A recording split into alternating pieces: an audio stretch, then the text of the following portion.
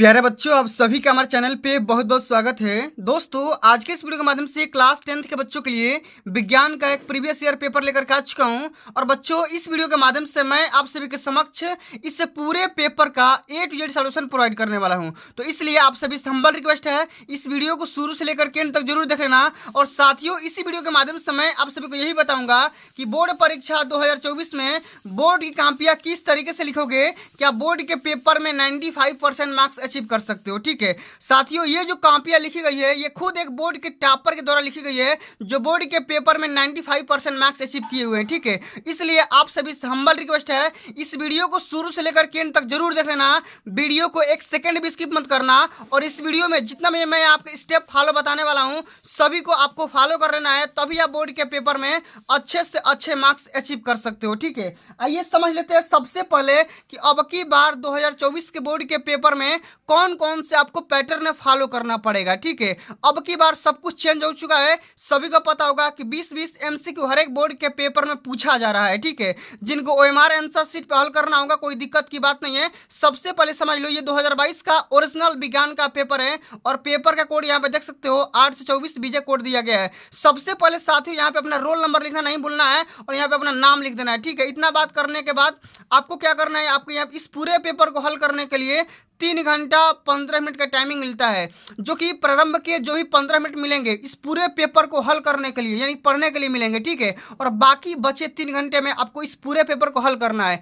एक बात आप ध्यान से सुनो, इसमें जो भी यहाँ पे MCQ रहेंगे, बहुविकल्पी रहेंगे, जिनको OMR पर हल करना होगा, OMR वाले सभी क्वेश्चन को 1 घंटा टाइम मिलता है और बाकी बचे डिस्क्रिप्टिव आंसर को आपको अपने आंसर शीट में हल करना होगा। ठीक है, ये जो पेपर होगा 70 नंबर का होगा। सबसे पहले इस निर्देश को समझते हैं कि प्रारंभ के 15 मिनट परीक्षार्थियों को इस पूरे पेपर को पढ़ने के लिए निर्धारित दिए गए हैं। और ये जो पेपर होगा 2 खंड में, चूंकि ये प्रीवियस ईयर पेपर है तो अभी तो बदल चुका है, तो ये जो पेपर है 3 खंड में डिवाइड किया गया है। खंड क, ख और ग में। खंड क में जो भी क्वेश्चन आएंगे फिजिक्स के आएंगे, खंड ख में केमिस्ट्री के और खंड ग में बायोलॉजी के क्वेश्चन आने वाले हैं। ठीक है, अभी मैं सब कुछ बताऊंगा आपको क्लियर तरीके से, और ये न्यूमेरिकल भी सॉल्व कराऊंगा। ठीक है, परेशान होने की बात नहीं है। और प्रत्येक खंड के सामने उसके जितने भी यहाँ पे नंबर दिए गए हैं, कौन सा क्वेश्चन कितने नंबर का है, सब कुछ बता दिया गया है। ठीक है, और सही प्रश्नों को करना हल अनिवार्य है, जरूरी है, एक भी क्वेश्चन को छोड़ना नहीं है। एक बात यहाँ पे देखो, अंत में एक चीज लिखा गया है कि आवश्यकता अनुसार अपने उत्तरों की पुष्टि स्वच्छ एवं नामांकित चित्रों तथा रासायनिक समीकरणों के द्वारा कीजिए। जहां पे आप सभी को लगे कि फिगर बनाना है, वहां पे फिगर भी बनाना है। ठीक है, छोड़ना नहीं है, एक भी फिगर वगैरह आपको छोड़ना नहीं, जैसे मैं यहाँ पे फिगर बनाया हूँ। ठीक है, सबसे पहले हम साथियों यहाँ पे खंड क को हल करेंगे। ध्यान से सुनिए, खंड क का जो पहला प्रश्न यहाँ पे दिया गया है कि वायु के सापेक्ष माध्यम का अपवर्तनांक अधिकतम होता है। अब बताना है कि भैया किस में अधिक होता है, जल में होता है कि हीरा में होता है कि कांच में होता है कि तारपीन के तेल में होता है। ठीक है, तो वायु के सापेक्ष, एयर के सापेक्ष किसी भी माध्यम का जो अपवर्तनांक होता है वो सबसे अधिक किस में हो जाएगा, हीरा में हो जाएगा। ऑप्शन नंबर यहाँ पे सेकंड आपको सही दिख रहा है। तो करेंगे क्या, अपने आंसर शीट में यहाँ पे लिखना होगा। चूंकि आपको OMR मिलेगा तो OMR में आपको फिलअप करना होगा। ठीक है, मैं बता दूंगा कि OMR कैसे तरीके से, किस तरीके से फिलअप करेंगे। ठीक है, सब कुछ मैं आप सभी को बता दूंगा। ठीक है, आगे बढ़ते हैं। अगला जो हमारा क्वेश्चन दिया गया है कि निकट दृष्टि दोष के निवारण के लिए चश्मे में प्रयुक्त करना चाहिए, कौन सा लेंस करना चाहिए, अवतल लेंस, अवतल दर्पण, उत्तल लेंस, उत्तल दर्पण। बताओ कि अगर कोई व्यक्ति निकट दृष्टि दोष से पीड़ित है तो उसको किस प्रकार का चश्मा का आवश्यकता होगा, तो हम उसको लगाएंगे अवतल लेंस। क्या करते हैं, अवतल लेंस, क्योंकि निकट दृष्टि दोष में निकट की वस्तु दिखाई तो देती है लेकिन दूर की वस्तु दिखाई नहीं देती है। अगला हमारा क्वेश्चन दिया गया कि चुंबकीय बल रेखाएं क्या होती है, सदैव समांतर होती है, एक बिंदु पर मिलती है, या एक दूसरे को कभी नहीं काटती है, या परस्पर काटती है। तो जो भी चुंबकीय बल रेखाएं होती है वो एक दूसरे को कभी नहीं काटती है। ठीक है, तो ऑप्शन इसका क्या हो जाएगा, ऑप्शन नंबर तीसरा बिल्कुल राइट आंसर हो जाएगा। हम यहाँ पे लिख देंगे कि एक दूसरे को कभी भी नहीं काटती है। ठीक है, इसी तरीके से आपको बोर्ड के पेपर में हल करना है, तभी आप बोर्ड के पेपर में अच्छे से अच्छे मार्क्स अचीव कर सकते हैं। ठीक है, और अगला हमारा जो क्वेश्चन पूछा गया है, यदि फाई इज इक्वल टू चुंबकीय फ्लक्स और बी इज इक्वल टू चुंबकीय क्षेत्र की तीव्रता और ए हमारा दिया गया एक अनुप्रस्थ परिच्छेद का क्षेत्रफल, तो इनके बीच जो रिलेशन होगा वो क्या होगा, तो बी बराबर होता है 5/a होता है। ठीक है, 5/a होता है। ऑप्शन नंबर पहला ही राइट आंसर हो जाएगा। हम यहाँ पे लिख देंगे क्या, बी बराबर 5/a हो जाएगा राइट आंसर। ठीक है, चलो अब आगे हम बढ़ जाते हैं। अगला जो कि हमारा क्वेश्चन दिया गया है एक फिजिक्स का क्वेश्चन है और ये न्यूमेरिकल दिया गया है कि अवतल दर्पण के मुख्य अक्ष पर ध्रुव से 30 सेंटीमीटर की दूरी पर स्थित वस्तु का प्रतिबिंब वस्तु पर ही बनता है, तो दर्पण की फोकस दूरी बताइए। सबसे पहले ध्यान से सुनो क्या क्या चीजें यहाँ पे लिखेंगे, किस तरीके से न्यूमेरिकल करेंगे कि एग्जामिनर आपका अच्छा से अच्छा मार्क्स दे दे। ठीक है, सबसे पहले देखो बोला जाता है कि first impression is the last impression. जैसे आप कॉपी में बढ़िया तरीके से लिखोगे, सजा करके लिखोगे, आपका एग्जामिनर आपकी कॉपी देख करके प्रसन्न हो जाएगा, खुश हो जाएगा। ठीक है, एक्साइटेड हो जाएगा। ठीक है, आपका नंबर वहां पे काटेगा नहीं, बल्कि नंबर बढ़ा करके देने की कोशिश करेगा। ठीक है, तो सबसे पहले हम यहाँ पे लिखेंगे कि प्रश्नोत्तर संख्या यहाँ पे सेकंड। ठीक है, अब यहाँ पे जो भी चीज़ें हमारा डाटा दिया गया, हम यहाँ पे डाटा को लिख लेंगे कि दिया गया हमारा यू का मान माइनस हमेशा होता है, निगेटिव होता है, तो -30 सेंटीमीटर, और भी जो कि प्रतिबिंब की लंबाई होती है ये भी सेम दिया गया, वहीं पे बन रही है, तो कहने का सेंस क्या हो गया, ये भी -30 सेंटीमीटर हो गया। अब आपको कैलकुलेट क्या करना है, एफ की वैल्यू यानी कि फोकस की वैल्यू कैलकुलेट करनी है। तो हम सभी जानते हैं कि यू वी और एफ में क्या रिलेशन होता है, 1/f इक्वल टू 1/v और प्लस में 1/u होता है। अब यहाँ पे यू और वी की वैल्यू कैलकुलेट कर लो, यहाँ पे रख दो, यहाँ पे एफ का मान आ जाएगा -15 सेंटीमीटर। ये हमारा क्या हो गया, आंसर हो गया। चलो इसी प्रकार हम आगे बढ़ जाते हैं। अगला जो कि हमारा क्वेश्चन दिया गया है, सेम टू सेम इसी प्रकार का क्वेश्चन दिया गया है कि 40 सेंटीमीटर फोकस दूरी वाले अवतल दर्पण की वक्रता त्रिज्या ज्ञात करिए। ध्यान से सुनिए, ये जो क्वेश्चन है बोर्ड के पेपर में 2 नंबर में हर बार पूछा जाता है, इस बार भी पूछा जाएगा, इसमें कोई संदेह की बात नहीं है। ठीक है, आओ समझ लेते हैं। सबसे पहले यहाँ पे लिखेंगे दिया गया है हमारा फोकस की वैल्यू दिया गया है, फोकस बराबर 40 सेंटीमीटर दिया गया है, रेडियस की वैल्यू निकालना है। ठीक है, वक्रता त्रिज्या की वैल्यू निकालना है। तो हम सभी जानते हैं कि फोकस बराबर क्या होता है, r/2, यहाँ पे r बराबर क्या हो जाएगा, 2 × f हो जाएगा, और f की मान यहाँ पे 40 दिया गया है, तो 40 तो क्या हो जाएगा, 80 सेंटीमीटर हो जाएगा। क्लियर। चलो अब अगला जो कि हमारा क्वेश्चन दिया गया है साथियों कि वाहनों में उत्तल दर्पण का उपयोग क्यों किया जाता है। जो भी हम देखते हैं गाड़ी, बस, ट्रक, ट्रेन, जो भी हम गाड़ियां देखते हैं, ठीक है, उसमें उत्तल दर्पण का इस्तेमाल किया जाता है। अब आपसे यही पूछ रहा है कि भैया हम वाहनों में उत्तल दर्पण का इस्तेमाल क्यों करते हैं। ठीक है, आइए समझते हैं बारीकी से कि हम वाहनों में उत्तल दर्पण का इस्तेमाल क्यों किया जाता है। ठीक है, तो वाहनों में उत्तल दर्पण का उपयोग पश्च दृश्य दर्पण के रूप में किया जाता है। पश्च का मतलब पीछे, जो भी हमारा पीछे गाड़ी आ रही है जब, या पीछे लोग आ रहे हैं, या पीछे कौन सी वस्तु है, उन सभी चीज़ों को देखने के लिए हम उत्तल दर्पण का इस्तेमाल करते हैं। आप क्यों करते हैं, क्योंकि यह वस्तुओं का सीधा, पूर्ण और छोटा प्रतिबिंब बना देता है। ठीक है, क्या करता है, छोटा सा दर्पण होता है, और हमारे पीछे जो गाड़ी हमारी जो गाड़ियाँ होती है, और हमारी गाड़ी के पीछे जितनी भी गाड़ियाँ आ रही होती है, सबका जो प्रतिबिंब होता है छोटा, पूर्ण और सीधा बना देता है। ठीक है, इसलिए हम क्या करते हैं, वाहनों में पश्च दृष्टि को देखने के लिए हम क्या करते हैं, उत्तल दर्पण का इस्तेमाल कर देते हैं। ठीक है, चलो अब अगला जो कि हमारा क्वेश्चन पूछा गया, ये भी एक न्यूमेरिकल है। क्वेश्चन हमारा ये है कि 15 सेंटीमीटर फोकस दूरी का कोई अवतल लेंस किसी वस्तु का प्रतिबिंब लेंस से 10 सेंटीमीटर की दूरी पर बनाता है। ठीक है, तो वस्तु लेंस से कितनी दूरी पर है, सबसे पहले ये बताना है, और साथ में इसका फिगर भी बताना है, डायग्राम भी बताना है। ठीक है, आइए ध्यान से करते हैं। सबसे पहले यहाँ पे हम ब्लैक पेन से हेडिंग लगाएंगे, प्रश्नोत्तर संख्या तीसरका का क। ठीक है, अब यहाँ पे जो भी डाटा मैंने बताया ना, जो भी डाटा यहाँ पे सबसे पहले क्वेश्चन में दिया गया है, सबसे पहले उसको लिख लो। यहाँ पे फोकस की वैल्यू दिया गया है 15 सेंटीमीटर, तो कौन सा दर्पण है, चूंकि हमारा लेंस है, अवतल लेंस है, तो अवतल लेंस की जो फोकस दूरी होती है क्या होती है, निगेटिव होती है। सबसे पहले लिख लेंगे, v की वैल्यू भी निगेटिव होती है, तो इसको भी हम लिख लेते हैं। अब हम लेंस का सूत्र जानते हैं क्या होता है, 1/f equal to 1/v minus 1/u होता है। अब हम f और यहाँ पे v की वैल्यू रख देंगे, यहाँ हमारा u की वैल्यू निकल कर क्या जाएगा, लेकिन हमारे यहाँ पे u की वैल्यू निगेटिव आ रहा है। हम यहाँ पे फिगर बनाएंगे, ध्यान से देखिए। सबसे पहले ये मान लो कोई वस्तु है, ठीक है, यहाँ पे मान लो कोई भी मुख्य अक्ष है, वस्तु है। ठीक है, और वस्तु की फोकस दूरी यहाँ पे बन रही है। ठीक है,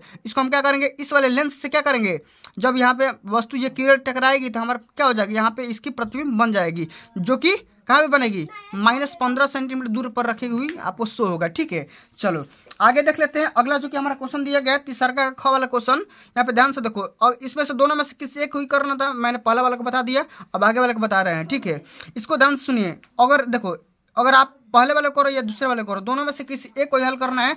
चूंकि मैं आपको ये वाला करके दिखा दे रहा हूँ कि 2 ओम, 3 ओम और 5 ओम के प्रतिरोधों को श्रेणी क्रम में जोड़ा गया है। यदि संयोजन के दोनों सिरों पर 30 वोल्ट का विभवांतर लगा हुआ है, तो प्रत्येक प्रतिरोध के सिरों के बीच का विभवांतर वोल्टेज बताना है। ठीक है, जो भी सिरा है, ठीक है, सिरों के बीच में कितना वोल्टेज फ्लो हो रहा है, उसकी कैलकुलेशन करनी है। आओ ध्यान समझते हैं। सबसे पहले यहाँ पे हेडिंग लगाएंगे, प्रश्नोत्तर संख्या तीसरा का ख, और इसका अथवा वाला सेक्शन को हल कर रहे हैं। ठीक है, हमारे पास दिया गया है R1 मान लो, R2 मान लो, R3 मान लो, तीनों प्रतिरोध को मान लो 2 ओम दिया गया है, ये 3 ओम, ये 5 ओम दिया गया है, ठीक है। और हमारे पास वोल्टेज दिया गया है 30 वोल्ट दिया गया है, ठीक है।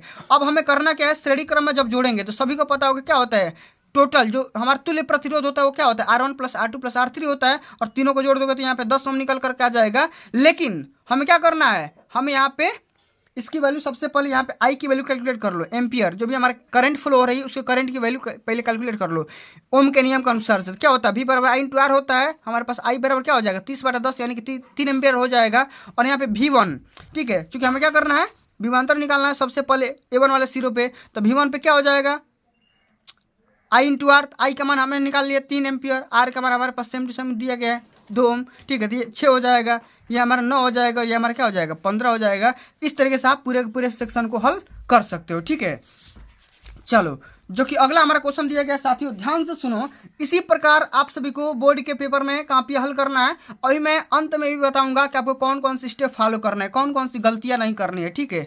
चलो, अगला जो कि हमारा क्वेश्चन दिया गया है साथियों कि विद्युत धारा के चुंबकीय प्रभाव से क्या आप क्या समझते हैं, एक लंबे सीधे धारावाही चालक के द्वारा उत्पन्न चुंबकीय क्षेत्र की तीव्रता किन किन बातों पर डिपेंड करती है, ये बताना है। और साथ में हमें यह भी बताना है कि चुंबकीय क्षेत्र की दिशा के लिए नियम कौन कौन सा होता है, उसके नियम को भी लिखना होता है, ठीक है। आओ ध्यान से हल करते हैं, समझते हैं, ठीक है। इसको मैंने करवा दिया है, विद्युत मोटर क्या होता है, सिद्धांत क्या होता है, रचना कंस्ट्रक्शन ऑलरेडी सब कुछ बता रखा है, ठीक है। चलो आगे देख लेते हैं। सबसे पहले यहाँ पे हेडिंग लगाएंगे कि विद्युत धारा के चुंबकीय प्रभाव। इसमें हम लिखेंगे कि जब विद्युत धारा को एक वृत्ताकार चालक से प्रवाहित किया जाता है तो इस विद्युत धारावाही पास के प्रत्येक बिंदु पर उसके चारों ओर सकेंद्रीय वृत्ताकार पैटर्न में चुंबकीय क्षेत्र उत्पन्न हो जाता है, ठीक है।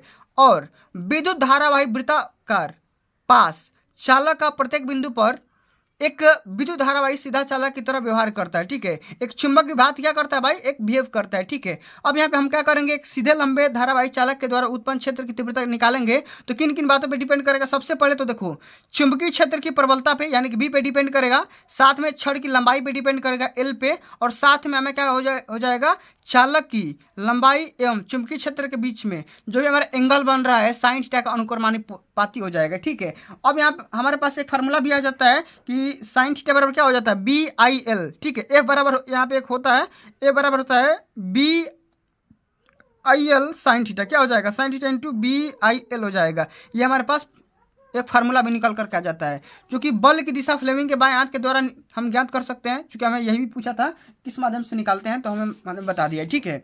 चलो अब साथियों हम हल करेंगे केमिस्ट्री वाले सेक्शन को, खंड ख वाले सेक्शन को, ठीक है। खंड ख में हमारा पहला प्रश्न पूछा गया है कि शुद्ध जल का पीएच मान कितना होता है, तो सभी को पता होगा शुद्ध जल का पीएच मान 7 होता है, हम यहाँ पे लिख देंगे। इसी तरीके से आपको हल करना है, ठीक है। सबसे पहले यहाँ पे खंड ख हेडिंग लगाओगे, प्रश्नोत्तर संख्या यहाँ पे लिखोगे, उसके बाद यहाँ पे हल कर दोगे, ठीक है। चलो अगला क्वेश्चन पूछा गया कि अम्ल से हाइड्रोजन हटाने वाला कौन सा धातु होता है, तो कौन सा धातु होता है, वो होता है कापर, ठीक है। यहाँ पे लिख दोगे कापर। अगला जो कि हमारा सूत्र पूछा गया, प्रोपेन का रासायनिक सूत्र पूछा गया है, तो ये होता है C3H8 होता है। आपको इसी क्रम में लिखना होगा, ठीक है। अगला जो कि हमारा क्वेश्चन पूछा गया कि निम्नलिखित यौगिकों के IUPAC प्रणाली में नाम लिखिए, ठीक है। सबसे पहले यहाँ पे लिखना है CH3 CH2 CH2 CH3। अब इसका IUPAC नामकरण करना है, तो ये क्या हो जाएगा, ये ब्यूटेन का है, और ये आपका CH3COH, ये है एसिटिक एसिड का, ठीक है। तो मैंने दोनों का नाम यहाँ पे लिख दिया हूँ, आप आसानी से देख लो, समझ लो, और इसी तरीके से बोर्ड के पेपर में हल करना है, ठीक है।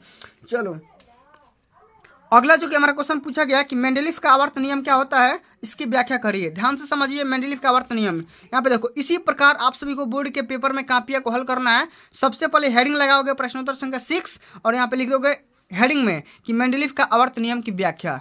इसमें क्या लिखोगे कि इस नियम के अनुसार तत्वों के भौतिक और रासायनिक गुण उनके परमाणु भारों के आवर्ती फलन होते हैं, अर्थात तत्वों को उनके परमाणु भारों के बढ़ते हुए क्रम में रखने पर समान गुण वाले तत्व एक नियमित अंतराल के बाद आते हैं, ठीक है। जो भी तत्व आएंगे एक नियमित अंतराल के बाद ही आएंगे, यही हमारा क्या बोलता है, मेंडलीफ का आवर्त नियम बोलता है, ठीक है। समझ गए। चलिए आगे बढ़ जाते हैं। अगला जो कि हमारा क्वेश्चन पूछा गया है कि रिएक्शन को कंप्लीट करना है। यहाँ पे ये रिएक्शन दिया गया और यहाँ पे एक ये रिएक्शन दिया गया, ये 2 नंबर का है, दोनों को ध्यान से समझिए। ये CH3COH, अब ये मैंने बताया ना एसिटिक एसिड है, और इस C2H5OH के साथ जब रिएक्शन करेगा, ठीक है, कब, जब सांद्र सल्फ्यूरिक एसिड के साथ, ठीक है, तो हमारे पास ये 2 मॉलिक्यूल्स बनाएगा, एक CH3COO C2H5, और साथ में हमें जल भी मिल जाएगा, ठीक है। इस बात को ध्यान में रखना है। अगला जो कि हमारा क्वेश्चन दिया गया है, रिएक्शन कंप्लीट करना है कि C2H5Br प्लस पोटेशियम हाइड्रोक्साइड जो कि जलीय फॉर्म में है, अब हमारे पास क्या मिल जाएगा, तो पोटेशियम ब्रोमाइड मिल जाएगा और साथ में C2H4 मिल जाएगा और साथ में हमें जल मिल जाएगा। तो मैंने रिएक्शन को कंप्लीट कर दिया। चलो अगला जो कि हमारा क्वेश्चन दिया गया है 7वां नंबर क्वेश्चन, ध्यान से सुनो कि धावन सोडा तथा मीठा सोडा का नाम भी लिखना है और साथ में रासायनिक सूत्र भी लिखना है। ठीक है, यहाँ पे देखो सोडियम कार्बोनेट होता है धावन सोडा का, इसका केमिकल फार्मूला होता है Na2CO3 होता है। ठीक है, अगला हमारा क्या बोल रहा है मीठा सोडा का, तो मीठा सोडा का हम बोलते हैं सोडियम बाइकार्बोनेट और इसका फार्मूला होता है NaHCO3 होता है। ठीक है, चलो अगला जो कि हमारा क्वेश्चन पूछा गया कि द्विविस्थापन अभिक्रिया को उदाहरण देकर का स्पष्ट करिए। तो ध्यान से सुनिए कि द्विविस्थापन अभिक्रिया क्या होती है। यहाँ पे हेडिंग लगाएंगे द्विविस्थापन अभिक्रिया और यहाँ पे लिखेंगे कि जिस अभिक्रिया में यौगिकों के आयनों अथवा घटकों को अदला बदली हो जाती है तथा नए यौगिक बनते हैं वह द्विविस्थापन अभिक्रिया कहलाती है। इसका एग्जाम्पल यहाँ पे लिखा गया है कि बेरियम क्लोराइड है यहाँ पे और साथ में यहाँ पे क्या करेगा सोडियम सल्फेट के साथ जब रिएक्शन करेगा तो बेरियम सल्फेट बनाएगा और साथ में सोडियम क्लोराइड में बना देगा। सोडियम क्लोराइड मतलब नमक। ठीक है, चलो अगला जो कि हमारा क्वेश्चन दिया गया है साथियों 8वां नंबर क्वेश्चन, ध्यान से सुनो कि संक्षारण क्या होता है, एग्जाम्पल देकर के समझाइए। ठीक है, ये देखो क्वेश्चन, ये क्वेश्चन बोर्ड के पेपर में हर साल आता है। ठीक है, ध्यान से सुनो, जितना क्वेश्चन बता रहा हूँ सभी के सभी तैयार कर लो और इसी पेपर में से आप सभी को बहुत सारे क्वेश्चन फंस जाएंगे 2024 बोर्ड के पेपर में। संक्षारण क्या होता है कि जब कोई धातु अपने आसपास अम्ल, आर्द्रता आदि के संपर्क में आती है तब वह संक्षारित हो जाती है और इसी प्रक्रिया को संक्षारण कहते हैं। कहने का सेंस यहाँ पे है कि जब कोई वस्तु खुली वातावरण में रखी जाती है तो सभी को पता होगा कि नमी की वजह से उसमें जंग लग जाता है और जंग लगने के प्रोसेस को ही हम क्या बोलते हैं, संक्षारण बोलते हैं, यानी कि जंग लगना बोलते हैं। ठीक है, इसका एग्जाम्पल क्या होता है कि चांदी के ऊपर काली परत चढ़ जाना और लोहे पर जंग लग जाना। ठीक है, सभी को पता होगा कि भाई लोहे पे ऊपर परत चढ़ जाती है, इसको हम जंग लगना बोलते हैं, कोरोजन बोलते हैं। ठीक है, चलो अगला जो कि हमारा क्वेश्चन पूछा गया कि साबुनीकरण पर संक्षिप्त टिप्पणी लिखिए। कैसे करोगे, ध्यान से सुनो, साबुनीकरण हेडिंग लगाना और यहाँ पे लिख देना उच्च अणुभार वाले मोनोकार्बोक्सिलिक एसिड के सोडियम और पोटेशियम लवण साबुन कहलाते हैं और ये तेलों और वसाओं के तंतु, जैसे यहाँ पर हमारा हो गया NaOH और साथ में KOH। ठीक है, सोडियम हाइड्रोक्साइड और पोटेशियम हाइड्रोक्साइड द्वारा जल अपघटन से प्राप्त किए जाते हैं और इसी प्रक्रिया को हम क्या बोलेंगे, साबुनीकरण बोलेंगे। ठीक है, चलो अगला जो कि हमारा क्वेश्चन पूछा गया है कि आवर्त सारणी में आवर्त और समूह को परिभाषित करिए। आवर्त सारणी में हमारा आवर्त क्या होता है और समूह क्या होता है, इसी को परिभाषित करना है। तो आवर्त सारणी में जो भी आवर्त और समूह होते हैं इसको ध्यान से सुनो। तो तत्वों की आवर्त सारणी की ऊर्ध्वाधर कतारों को समूह बोलते हैं, ऊर्ध्वाधर मतलब ये वर्टिकली। ठीक है, और इनकी संख्या 18 होती है और आवर्त सारणी की 36 कतारों को ये वाला, ठीक है, 36 कतारों को हम क्या बोलते हैं, आवर्त बोलेंगे, इनकी संख्या 7 होती है। ठीक है, चलो अगला जो कि हमारा क्वेश्चन पूछा गया है, ध्यान से सुनो, खंड ग पे आते हैं और खंड ग पे यहाँ पे हमारा बायोलॉजी क्वेश्चन स्टार्ट हो गया।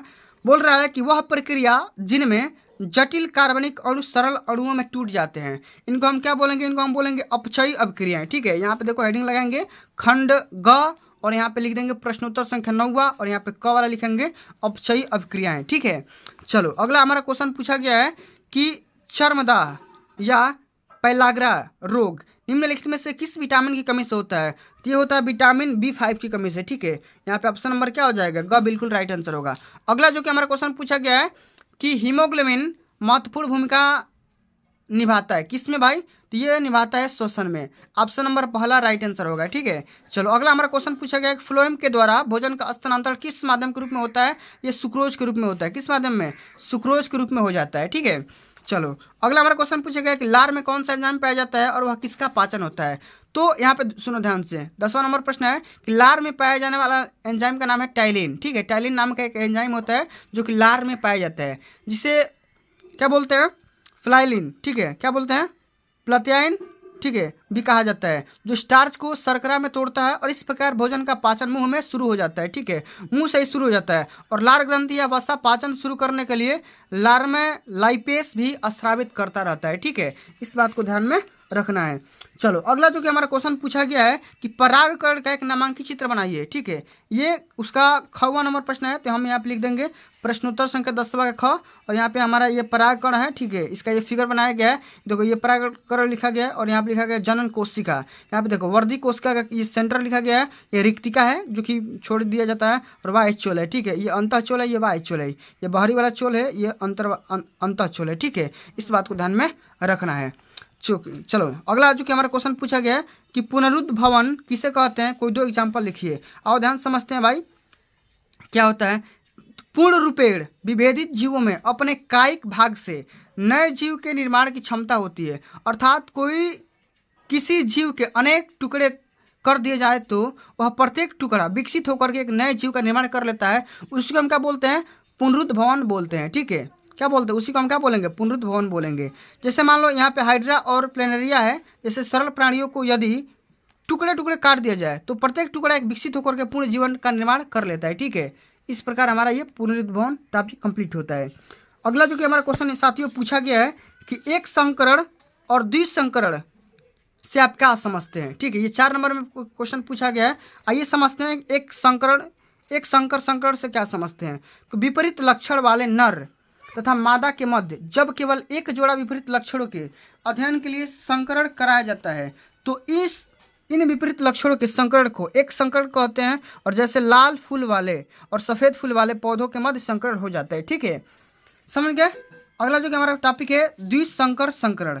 जब विपरीत लक्षणों वाले नर और मादा के मध्य 2 जोड़ा विपरीत लक्षणों के अध्ययन करने के लिए संकरण कराया जाता है तो इसका हम क्या बोलेंगे? द्विसंकर संकरण बोलेंगे। जैसे पीले गोल बीज वाले और हरे झुर्रीदार बीज वाले पौधों के मध्य संकरण करवाया जा रहा है। ठीक है, चलो समझ गए। चलो अगला जो कि हमारा क्वेश्चन पूछा गया है साथियों 11 का ख पूछा गया है। यहाँ पे देखो दोहरा संकरण बताना है या परिवार नियोजन पे टॉपिक लिखना है। तो ठीक है, तो मैंने दोनों में से किसी कोई हल करना है। तो आइए समझ लेते हैं कि परिवार नियोजन से क्या समझते हैं और परिवार नियोजन की किन्हीं 2 विधियों के बारे में आप वर्णन करिए। तो ध्यान से सुनो, परिवार नियोजन क्या होता है। ठीक है, तो परिवार नियोजन से मतलब ये होता है कि ऐसी योजना से है जिसमें परिवार की आय, माता के स्वास्थ्य, बच्चों के समुचित पालन पोषण और शिक्षा को ध्यान में रखते हुए उपयुक्त समय पर और एक आदर्श संख्या में संतानों को जन्म दिया जाए। ठीक है, ये हमारा परिवार नियोजन का परिभाषा होता है, इसका मतलब होता है, इसका आशय होता है, इसका तात्पर्य होता है। ठीक है, और समझ लेते हैं कि भाई इसकी कौन कौन सी विधियाँ होती है। तो इसमें बहुत सारी विधियाँ होती है कंट्रोल करने के लिए, जैसे मध्यपट हो गया, गर्भाशय ग्रीवा हो गया, आच्छद हो गया। इसका इन सभी चीज़ों का हम क्या करते हैं? उपयोग कर सकते हैं। ठीक है, परिवार नियोजन पर कंट्रोल रखने के लिए। चूँकि हमारे पास कौन कौन सी विधियाँ होती है? एक शल्य विधि होती है, एक अस्थायी विधि होती है। ठीक है, इस विधि में हम क्या करते हैं? पुरुषों की शुक्रवाहिका और स्त्री की डिंब वाहिनी नली को छोटे छोटे भाग में शल्य क्रिया द्वारा काट दिया जाता है या बांध दिया जाता है। इसी क्रम में नर नसबंदी बोलते हैं और स्त्री को नसबंदी बोलते हैं। ठीक है, समझ गए। चलो आओ अगला इसी प्रकार ध्यान से सुनो। अगला जो कि हमारा क्वेश्चन यहाँ पे दिया गया है पुमंग और जांग में क्या अंतर होता है, दोनों के कार्य को समझाइए, या परागण और निषेचन में क्या संबंध होता है। तो मैंने ऑलरेडी इस दोनों क्वेश्चन को करवा दिया है। ठीक है, आप क्लास 10 साइंस और उसके प्लेलिस्ट में जाओगे तो इस दोनों क्वेश्चन का लिंक मिल जाएगा। ठीक है, तो प्यारे साथियों आज के लिए बस इतना ही। आओ हम ये समझ लेते हैं कि इस बोर्ड में कौन कौन सी गलतियाँ पेपर में नहीं की गई है। सबसे पहले इस पूरे कॉपी को देखोगे तो कहीं भी काटा पीटी नहीं किया गया है। ठीक है, ध्यान से देख लो, कहीं भी ओवर राइटिंग नहीं किया गया है, बहुत ही सुंदर अक्षरों में लिखा गया है, बहुत ही बेहतरीन ढंग से लिखा गया है। ठीक है, अगर आप भी इन सभी चीज़ों को स्टेप बाय स्टेप फॉलो करते हो, हाथ से वगैरह खींच करके लिखते हो बढ़िया से, ब्लैक पेन ब्लू पेन, ठीक है, बढ़िया से हल करते हो, तो आप भी बोर्ड के पेपर में अच्छे से अच्छे मार्क्स अचीव कर सकते हो। ठीक है, तो साथियों आज के लिए बस इतना ही। अगर आप चाहते हैं कि इसी प्रकार मैं और भी वीडियोस लाऊं तो इस वीडियो को ज़्यादा से ज़्यादा शेयर करो। ठीक है, और इस वीडियो पर लाइक कर दो। ठीक है, उसके बाद इस वीडियो पे अच्छे अच्छे कमेंट कर दो। ठीक है, अभी तक मेरे चैनल पे आप नए हो तो सब्सक्राइब भी कर लो। ठीक है, मिलते हैं अगली वीडियो में, तब तक के लिए जय हिंद, जय भारत, वंदे मातरम।